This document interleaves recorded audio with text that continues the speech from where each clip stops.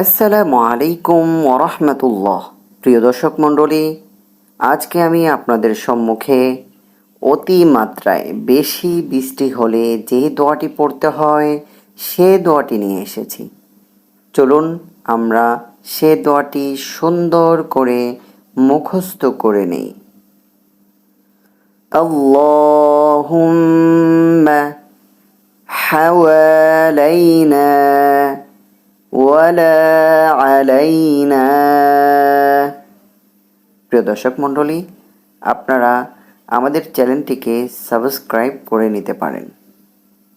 কারণ হচ্ছে আমরা আমাদের এই চ্যানেলটিতে সহিহ শুদ্ধ কোরআন শিক্ষার জন্য ধারাবাহিক পর্ব প্রতিদিন আপনাদের জন্য আপলোড করব।